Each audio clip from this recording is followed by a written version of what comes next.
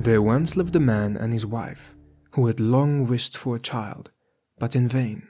Now there was at the back of their house a little window which overlooked a beautiful garden, full of the finest vegetables and flowers.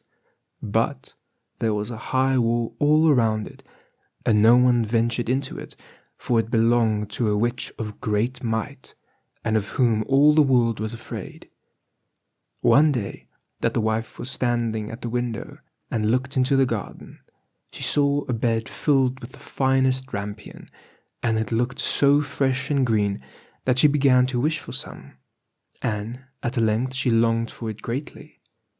This went on for days, and as she knew she could not get the rampion, she pined away and grew pale and miserable. Then the man was uneasy, and asked, "What's the matter, dear wife?" "Oh," answered she, "I shall die unless I cannot have some of that rampion to eat that grows in the garden at the back of our house." The man, who loved her very much, thought to himself, "Rather than lose my wife, I will get some rampion, cost what it will." So, in the twilight, he climbed over the wall into the witch's garden, plucked hastily a handful of rampion, and brought it to his wife. She made a salad of it at once, and ate of it to her heart's content. But she liked it so much, and it tasted so good, that the next day she longed for it thrice as much as she had done before. If she was to have any rest, the man must climb over the wall once more. So he went in the twilight again, and as he was climbing back, he saw all at once the witch standing before him, and was terribly frightened as she cried with angry eyes, "How dare you climb over into my garden like a thief and steal my rampion? It shall be the worst of you." "Oh," answered he, "be merciful rather than just. I've only done it through necessity, for my wife saw your rampion out of the window, and became possessed with so great a longing that she would have died if she could not have had some to eat." Then the witch said, "If it is all as you say, you must have as much rampion as you like. If it is all as you say, you may have as much rampion as you like, on one condition. The child that will come into the world must be given to me. It shall go well with the child, and I will care for it like a mother." In his distress of mind, the man promised everything, and when the time came when the child was born, the witch appeared, and, giving the child the name Rapunzel, she took it away with her. Rapunzel was the most beautiful child in the world. When she was 12 years old, the witch shut her up in a tower in the midst of a wood, and it had neither steps nor door, only a small window above.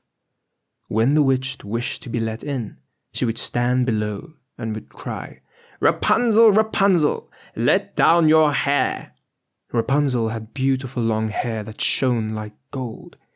When she heard the voice of the witch, she would undo the fastening of the upper window, unbind the plaits of her hair, and let it down 20 ells below, and the witch would climb up by it.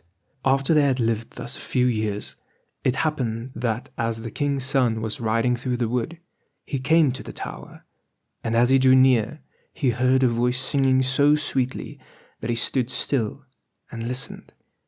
It was Rapunzel, in her loneliness trying to pass away the time with sweet songs.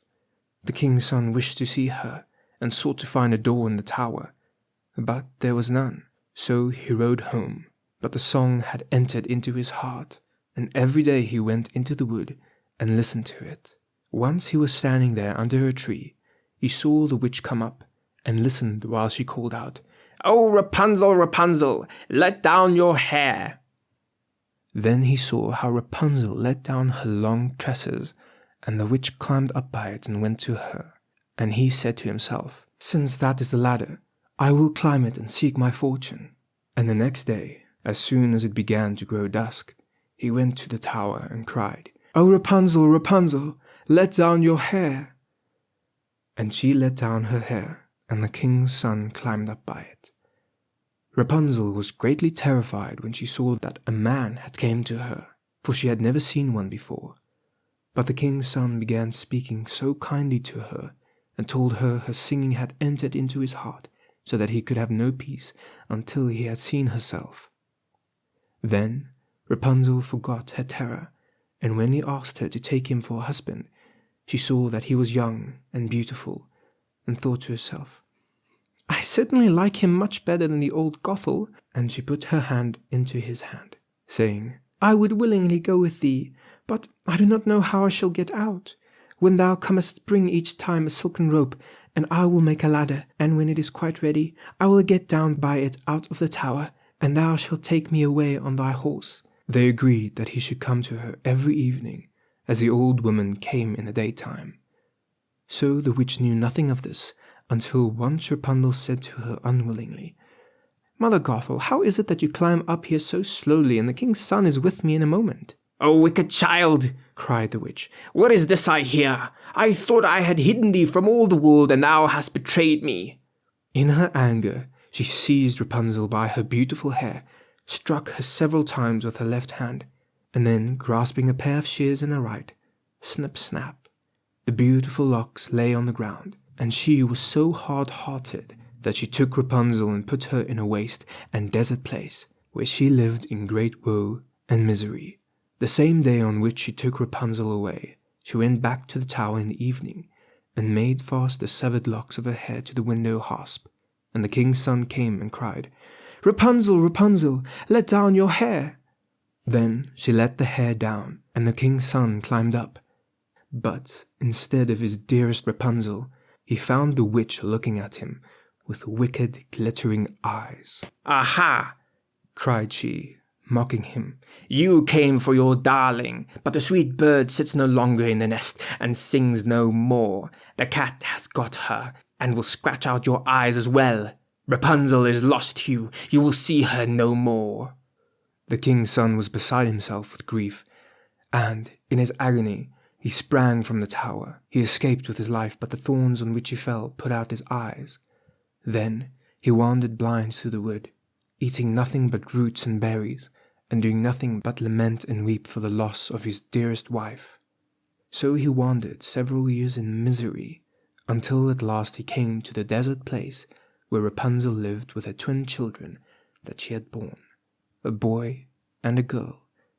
At first he heard a voice that he thought he knew, and when he reached the place from which it seemed to come, Rapunzel knew him, and fell on his neck and wept.